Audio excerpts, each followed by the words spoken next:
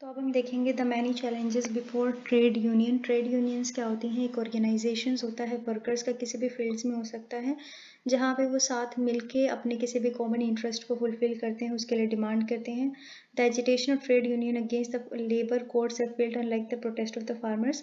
तो जो एजिटेशंस थे, प्रोटेस्ट थे, जो लेबर कोड्स के खिलाफ चल रहे थे, वो फेल हो गए, लेकिन फार्मर का प्रोटेस्ट है वो पास हो गया। या जैसे कि जो फार्म बिल्स है वो रिपील हो गए, तो मतलब फार्मर्स का जो भी प्रोटेस्ट है वो सक्सेसफुल हो गया। The repeal of 3 farm bills have set in motion expectations if not talks about the possible revival of other agitation such as one against the Citizenship Amendment Act, the repeal of contentious labor codes passed in 2019-2020. Trade unions have intensified their agitations against the code in the wake of government decisions to repeal the farm laws. तो इसमें लिखा गया है कि जो अभी 3 farm laws repeal हुए हैं, इससे ना लोगों की एक्सपेक्टेशंस बढ़ गई है कि अगर फार्मर्स के ऑर्गेनाइज्ड प्रोटेस्ट की वजह से फार्म लॉज रिपील हो सकते, तो हमारा प्रोटेस्ट अगर हम करेंगे लेबर कोड्स के खिलाफ या फिर सिटीजनशिप अमेंडमेंट एक्ट के खिलाफ, तो वो भी पास हो सकता है। तो लोगों के अंदर ये उम्मीद है, ये जाग गई है, ठीक है। और ट्रेड यूनियंस जो हैं, उन्होंने अपना जो एजिटेशन है, अपना जो प्रोटेस्ट है, स्ट्रगल है, उसको और ज़्यादा इंटेंसिफाई कर लिया है against labour codes. There are significant factors responsible for farmers' victory apart from well-known political reasons for which the farm laws were repealed. तो यहाँ पे जो फार्मर्स की विक्ट्री हुई है उसके काफ़ी ज़्यादा कारण हैं, साथ में जो पॉलिटिकल रीजंस भी हैं कि फार्म लॉज को रिपील फाइनली क्यों किया गया। In industrial or social conflict, staying power, unflinching solidarity, political legitimacy, and social visibility, and the capacity to inflict hurt to the opponent all matters in effecting favorable outcomes for the agitators. तो किसी भी industrial या social conflict में कुछ चीज़ें होती हैं, अगर कोई भी कॉन्फ्लिक्ट हो रहा है तो उसके अंदर कोई कोई चीज़ें होती हैं, अगर वो सारी चीज़ें आपके प्रोटेस्ट के अंदर हैं तो बहुत ज़्यादा पॉसिबिलिटी इंक्रीज हो जाती है कि आपका जो भी प्रोटेस्ट है वो सक्सेसफुल होगा। तो यहाँ पे सबसे पहले लिखा है स्टेइंग पावर। स्टेइंग पावर का मतलब होता है स्टेमिना। अगर आपके अंदर लास्ट तक, चाहे आप कितने भी थके हुए हो, फिर भी अगर आप खड़े हो इसी चीज़ के लिए, तो पहला एक तो ये रीज़न हो सकता है। दूसरा अनफ्लिंचिंग सॉलिडारिटी। अनफ्लिंचिंग का मतलब होता है साहसी, ठीक है, ब्रेव काफ़ी। सॉलिडारिटी का मतलब साथ आके काम करना, तो साथ आके तुम इतनी ब्रेवली काम कर रहे हो। तीसरा political legitimacy. Political legitimacy in the sense कि गवर्नमेंट भी रिकॉग्नाइज कर रही है आपके प्रोटेस्ट को, क्योंकि गवर्नमेंट ने आपको कंसल्ट नहीं किया वाइल फ्रेमिंग द लॉ। उसके बाद सोशल विजिबिलिटी कि पूरी सोसाइटी रिकॉग्नाइज कर रही है कि हाँ फार्मर्स के साथ कुछ गलत हुआ है। और पांचवा capacity to inflict hurt to the opponents, कि आपके अंदर कितनी कैपेसिटी है कि आप ओपोनेंट्स के खिलाफ खड़े रह सकते हो। तो अगर ये सारी चीज़ें आपके अंदर हैं तो बहुत ज़्यादा पॉसिबिलिटी है कि आपका जो भी प्रोटेस्ट है वो सक्सेसफुल होगा। All these conditions characterize the farmers' agitations. The protests enjoy political legitimacy as the government had passed the 3 laws without consulting the farmers groups and has also not referred the laws to the parliamentary standing committee. जो protest था, ठीक है, ये सारी conditions farmers के agitation में देखने को मिली थी। और ये जो फार्मर्स का प्रोटेस्ट था ये पॉलिटिकली लेजिटिमेट भी था, क्योंकि गवर्नमेंट ने ये तीनों लॉज पास करे थे और फार्मर्स के ग्रुप को कंसल्ट नहीं किया था और पार्लियामेंट्री स्टैंडिंग कमेटी को भी कंसल्ट नहीं किया था। We need to assess the possible revival of the protest of industrial workers for the repeal of labour codes while considering these aspects. तो हम एसेस करेंगे, मतलब ये ऑथर है ये एसेस करने की बात कर रहा है कि क्या वापस से जो इंडस्ट्रियल वर्कर्स का प्रोटेस्ट पहले चल रहा था वापस से आ सकता है, और आ सकता है तो अगर ये चीज़ वो भी फॉलो करे तो क्या उसके आउटकम होंगे। Problem with the courts. अब कोर्ट्स के साथ क्या प्रॉब्लम है? The central trade unions have criticized the codes on 3 principal grounds. जो इनकी सेंट्रल ट्रेड यूनियंस है, इन्होंने कोड्स को 3 ग्राउंड्स पे क्रिटिसाइज किया है। The labour codes were passed with little debate and discussion as the opposition party has staged a boycott in the Lok Sabha then. तो पहला इनका क्रिटिसिज्म है कि जो ये लेबर कोड पास किए गए हैं इसमें डिबेट ही नहीं हुआ, क्योंकि उस टाइम पे जब ये लेबर कोड पास किए गए ऑपोजिशन ने ऑलरेडी लोकसभा को बॉयकॉट कर रखा था। ट्रेड यूनियंस इंक्लूडिंग भारतीय मजदूर संघ criticized the central government for not holding adequate consultations with them on the courts contrary to government's claim. तो जो ट्रेड यूनियंस है जैसे कि भारतीय मजदूर संघ, उन्होंने गवर्नमेंट को क्रिटिसाइज किया है कि गवर्नमेंट ने उनके साथ भी कोई कंसल्टेशन नहीं किया है, जबकि गवर्नमेंट इतने दावे ठोकती है कि हम सबके साथ कंसल्ट करके ही डिसीजन लेते हैं. The absence of effective dialogue contradicts the International Labour Organization Treaty, the Tripartite Consultation International Labour Standard Conventions of 1976, which India has ratified in February 1978. तो यहाँ पे जो भी इफेक्टिव डायलॉग नहीं हुआ है लेबर्स के ऑर्गेनाइजेशंस के साथ, ट्रेड यूनियन के साथ, तो ये जो हमारे इंटरनेशनल लेबर ऑर्गेनाइजेशन ट्रीटी जिसको हमने साइन किया है, या फिर ट्रीपार्टाइट कंसल्टेशन जिसको इंडिया ने रेटिफाई किया था 1978 में, उसके भी खिलाफ है, क्योंकि उसके अंदर साफ साफ मेंशन किया गया है कि अगर कोई भी आप लॉ बनाते हो जिसका इफेक्ट लेबर्स पे होगा तो उनके साथ डायलॉग करना बहुत ज़्यादा आपका फॉरमोस्ट ड्यूटी बनती है. The labour codes contains many clauses that deprive labours of hard win labour rights. तो लेबर कोड्स के अंदर बहुत सारी ऐसी चीज़ें हैं जिसमें जो लेबर राइट्स बहुत मुश्किल से लिए गए थे और उन लेबर राइट्स को डिप्राइव किया गया है यहाँ पे. The codes merit repeal for other major reasons as well. The drafting is shoddy and incomplete. The codes are an insult to the collective legal and industrial relations intelligence in the country. देखो और भी बहुत सारे कारण हैं कि ये जो कोड्स हैं इनको रिपील करने की बात कर रखी है. जो ड्राफ्ट किए गए थे कोड ये काफ़ी इनकम्प्लीट थे, शॉडी थे, ठीक है.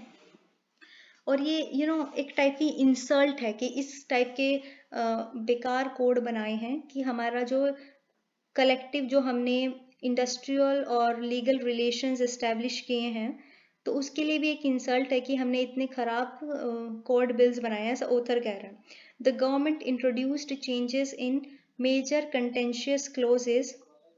अब इस कोड्स के अंदर गवर्नमेंट ने बहुत सारे चेंजेस किए हैं, जैसे कि hire and fire, contract labour, which were not based on robust empirical evidences. तो गवर्नमेंट ने बहुत सारे चेंजेस कर दिए, जैसे हायर एंड फायर, कैसे किसी को रिक्रूट किया जाएगा, कैसे किसी को निकाला जाएगा, कॉन्ट्रैक्ट लेबर के ऊपर प्रोविजंस. लेकिन ये सब बनाते टाइम इन्होंने कोई भी एम्पायरिकल होता है डेटा बेस्ड, रोबस्ट होता है स्ट्रॉन्ग, तो कोई भी strong data based evidences collect नहीं किए, सिर्फ अपनी मन मर्जी से बना दिए. डाइल्यूटेड गुड क्लोजेस, जो पहले से अच्छे क्लोजेस थे उनको भी डाइल्यूट किया. Standing orders and inspections made matters unduly complex, industrial tribunals, minimum wages, and made promises that were not backed by credible systems.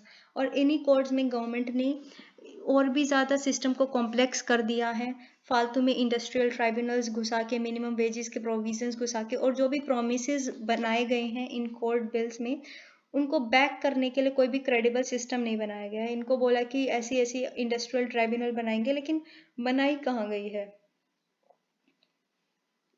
जैसे कि सोशल सिक्योरिटी फंड्स की बात की गई है, यूनिवर्सल मिनिमम वेजेस की बात की गई है, सोशल सिक्योरिटी की बात की गई है, जो कहीं भी अभी तक प्रोवाइड नहीं की गई है. Liberalisation of thresholds relating to major legal aspects, contract labour, hire and fire standing orders, and the act of retaining existing thresholds even after several decades, providing funds, medical insurance would intensify informalization of the workforce. अब यहाँ पे जो liberalisation किए गए हैं thresh holds में कि कितने आप लेबर्स ला सकते हो, कितने आप हायर कर सकते हो, कितने फायर कर सकते हो, ठीक है. इससे क्या होगा, इससे और ज़्यादा इनफॉर्मलाइजेशन बढ़ेगा. वैसे तो गवर्नमेंट कहते हैं कि हम फॉर्मलाइजेशन इंक्रीज कर रहे हैं, साथ में ऐसे कोड बिल्स लेके आती है जिससे इनफॉर्मलाइजेशन और ज़्यादा काम का इंक्रीज हो रहा है. The government has left many substantive and procedural clauses to the rule-making processes, which results in considerable divergence as states frame different rules on the same subject. सब जो प्रोसीजरल, बहुत सारे ऐसे प्रोसीजरल और सब्सटेंसिव क्लोजेस हैं जिसमें government ने कहा है कि चलो हमने मोटा मोटा फ्रेमवर्क दे दिया, बाकी इसके जो डिटेल्ड रूल्स हैं वो स्टेट अपना खुद बना लेगी. अब इसमें भी क्या प्रॉब्लम्स आती है कि हर स्टेट्स में अलग अलग रूल्स बनेंगे, तो एक ही सब्जेक्ट पे इतने सारे अलग अलग रूल्स होंगे, तो यहाँ पे कोई भी सिमिलैरिटी नहीं होगी क्योंकि हर स्टेट्स का रूल मेकिंग प्रोसीजर अलग होगा. This will introduce chaos in the governance of industrial relations। तो जो भी इंडस्ट्रियल रिलेशंस हैं, फॉर एग्जांपल किसी इंसान के दो स्टेट्स में इंडस्ट्रीज हैं, तो इस स्टेट्स के अकॉर्डिंग अलग रूल्स होंगे, दूसरी स्टेट के अकॉर्डिंग अलग रूल्स होंगे, तो इससे chaos इंक्रीज होगा गवर्नेंस में। As opposed to the success of farmer protests, the failures of trade union agitation in achieving their demand present a conundrum। conundrum का एक बार मीनिंग चेक करेंगे। तो यहाँ पे फार्मर प्रोटेस्ट तो सक्सीड हो, कंडर मतलब डिफिकल्ट प्रॉब्लम, ठीक है, कंफ्यूजिंग और डिफिकल्ट प्रॉब्लम। तो फार्मर प्रोटेस्ट सक्सीड हो गया, लेकिन जो ट्रेड यूनियन का प्रोटेस्ट है वो सक्सीड नहीं हो पाया, और जो भी उनकी डिमांड्स थी वो अचीव नहीं कर पाए, इसलिए काफ़ी डिफिकल्ट सिचुएशन है। In fact there exist an organised consultative framework due to aforementioned ILO conventions. देखो इनके केस में तो जो ILO कन्वेंशन है, जो इंटरनेशनली रिकॉग्नाइज्ड फ्रेमवर्क है, वो भी एग्जिस्ट करता है, तब भी इनका जो प्रोटेस्ट है वो यू नो अपनी सक्सेस अचीव नहीं कर पाया है। Trade unions have a long history and most of them have political affiliations. जो ट्रेड यूनियंस है, मैंने बताया था ट्रेड यूनियंस क्या होती हैं, एक ऑर्गेनाइजेशंस होता है वर्कर्स का, जो साथ में मिलकर किसी कॉमन जो इनकी डिमांड है उसको अचीव करने की बात करते हैं। तो ट्रेड यूनियंस की जो हिस्ट्री है वो काफ़ी पुरानी है, और इनके भी जो एफिलिएशंस है वो पॉलिटिकल एफिलिएशंस है, मतलब ये पॉलिटिकल पार्टी से भी एसोसिएटेड होते हैं। दो declining trade unions still command a claimed membership of 90 to 100 millions which includes unorganized workers। देखो ट्रेड यूनियंस अभी आज की डेट में डिक्लाइनिंग स्टेट में है, फिर भी अगर हम आज की डेट में देखें तो 90 से 100 मिलियन जो पॉपुलेशन है वो ट्रेड यूनियन का पार्ट है, जिसमें अनऑर्गेनाइज्ड वर्कर्स भी हैं। The central trade unions claims that 150 to 250 million workers participated in the recent country wide strikes. तो जो सेंट्रल ट्रेड यूनियन है वो क्या क्लेम करती है कि अभी जो रीसेंट कंट्री वाइड स्ट्राइक हुई थी वर्कर्स की, उसमें 150 to 250 मिलियन वर्कर्स ने पार्टिसिपेट किया था। If that is the case they should have shaken the government and had the called repeal, which did not happen। So what else the industrial working class causes। तो अगर ऐसा था तो पूरी government हिल जानी चाहिए थी और कोर्ट्स रिपील हो जाने चाहिए थे, जो कि नहीं हुआ। So why strikes are unsuccessful? The CTU Central Trade Unions are divided thanks to their political affiliation। जो सेंट्रल ट्रेड यूनियंस है वो खुद में ही डिवाइडेड है, क्योंकि उनके अलग अलग पॉलिटिकल एफिलिएशंस है, कोई किसी पॉलिटिकल पार्टी को साइड करता है, कोई किसी पॉलिटिकल पार्टी को साइड करता है।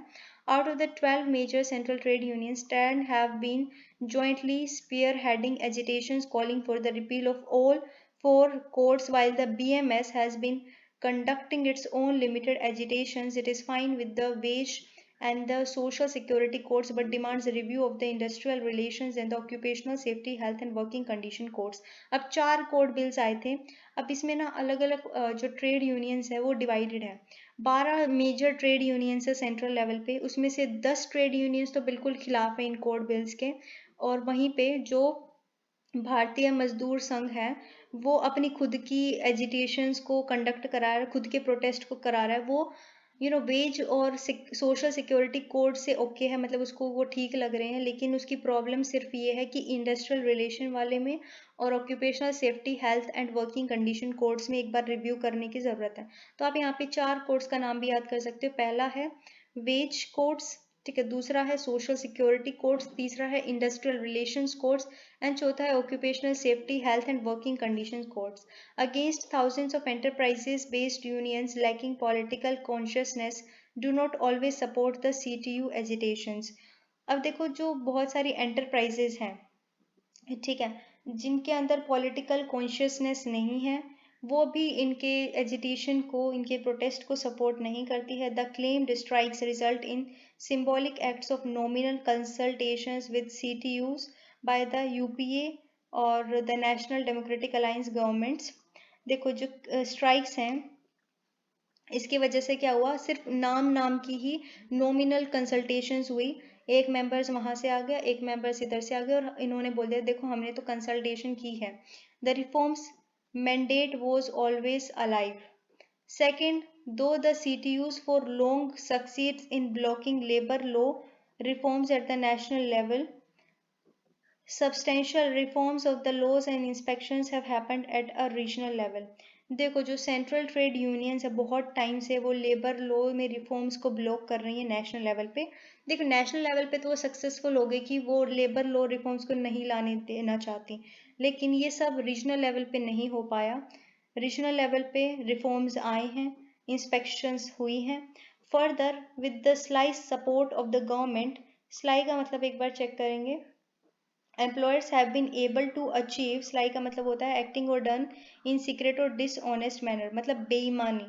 ठीक है, तो with the sly support of the government employers have been able to achieve the labour flexibility, the rampant contractualisation of the workforce denied to them by the formal laws. तो formal laws की वजह से क्या होता था, जो contract था contract base पे वो नहीं निकाल सकते थे लेबर्स को, लेकिन गवर्नमेंट के साथ बेईमानी करके स्लाई करके सपोर्ट लेके एम्प्लॉयर्स ने लेबर फ्लेक्सिबिलिटी को अचीव कर लिया है। अब वो अपनी मर्जी से लेबर्स को किसी भी टाइम निकाल सकते हैं, अपना काम पूरा होने की उनसे कॉन्ट्रैक्ट साइन करा सकते हैं, देखो हम तो हमारे साथ ऐसा कॉन्ट्रैक्ट साइन कर लो कि हम आपको कभी भी निकाल सकते हैं। तो ऐसे इन्होंने लेबर फ्लेक्सिबिलिटी इंट्रोड्यूस कर ली है। Hence the labour codes matter less even when if they are repealed.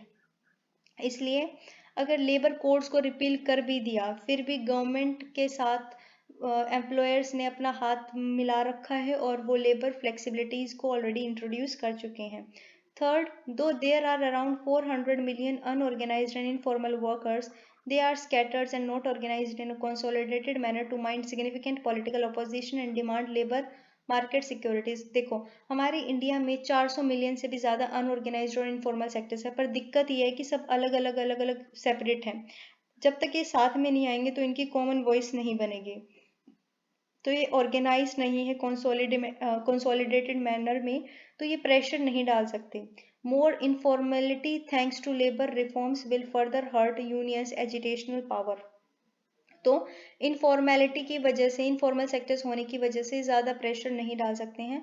Fourth, unlike farmers the industrial workers can not organise longer and larger strikes as they would lose their jobs and wages. और farmers की तरह जो industrial workers हैं वो लंबे time तक strikes को organise नहीं कर सकते हैं, क्योंकि वो अपनी जॉब और वेजेस को खो देंगे। The presence of huge army of the underemployed और unemployed and informal workers weakens their bargaining power. अब देखो बहुत सारे अनएम्प्लॉयड और अंडर एम्प्लॉयड वर्कर्स हैं, जिसकी वजह से मान लो ये है एक पर्सन, ये चला गया प्रोटेस्ट में, ठीक है, तो और भी बहुत सारे अनएम्प्लॉयड वर्कर्स हैं, वो उनको रिक्रूट कर सकते हैं जिनको जॉब की डेस्परेट नीड है। तो इससे उनकी जो बार्गेनिंग पावर है वो कमज़ोर हो जाती है। At the best they can organise short protest, ज़्यादा से ज़्यादा वो शॉर्ट प्रोटेस्ट ही ऑर्गेनाइज कर सकते हैं। In short their strikes do not hurt either the economy और द गवर्नमेंट। इसका मतलब है कि अगर वो स्ट्राइक कर रहे हैं तो ना तो इकोनॉमी पे फ़र्क पड़ रहा है, क्योंकि बहुत सारे बेरोज़गार यूथ हैं हमारी कंट्री में, तो अगर ये स्ट्राइक पे जाएंगे तो दूसरे आ जाएंगे, तो इकोनॉमी पे भी फ़र्क नहीं पड़ रहा, गवर्नमेंट पे भी कोई फ़र्क नहीं पड़ रहा। The failures of railway strikes of 1974, Bombay textile worker strikes of 1982 and 83 haunt the labor movement। तो पहले भी हमने काफ़ी ज़्यादा फेल्ड स्ट्राइक्स देखी हैं 1974 में, 1982 में, जिससे लेबर मूवमेंट्स को और डर लगता है कि पहले भी कुछ नहीं हुआ, आज भी कुछ नहीं हो सकता। तो fifth, a larger labor reforms agenda comprising privatization, flexible labor markets, etc., are supported and even pushed by global financial institutions like World Bank and IMF. Many countries are witnessing labor reforms. Unions are fighting, in essence, against the neoliberal order for which they require intellectuals sinews। sinews का एक बार meaning check करेंगे। sinews का मतलब होता है a strong band of substance that joins muscles to a bone। सो मांसपेशियों को हड्डी से जोड़ने वाली मोटी नस। ठीक है, तो इसमें क्या कह रखे हैं कि जो लेबर रिफॉर्म्स लेके आए गए हैं, जैसे कि प्राइवेटाइजेशंस और फ्लेक्सिबल लेबर मार्केट, इनको वर्ल्ड लेवल पे भी सपोर्ट किया जाता है। जो भी ग्लोबल फाइनेंशियल इंस्टीट्यूशंस हैं जैसे कि वर्ल्ड बैंक, आईएमएफ, ये खुद इनको सपोर्ट करते हैं। बहुत सारी कंट्रीज में खुद लेबर रिफॉर्म्स आ रहे हैं। ठीक है, Sixth, the four codes were scrutinized by PSE. It is another matter that the codes did not reflect several of the PSE recommendations or included clauses not mentioned in the draft bills sent to PSC, these procedural deficiencies may not be perceived as stark as those related to farm laws. अब देखो यहाँ पे एक चीज हो रहा है, PSCs होता है पार्लियामेंट्री स्टैंडिंग कमिटीज। अब जो ना ये कोड्स हैं, चारों कोड्स को पार्लियामेंट्री स्टैंडिंग कमिटीज के पास भेजा गया, लेकिन फार्मर बिल्स को नहीं भेजा गया। तो उनके पास एक मुद्दा था कि हमारा तो आप लोगों ने पार्लियामेंट्री स्टैंडिंग कमिटीज के पास नहीं भेजा।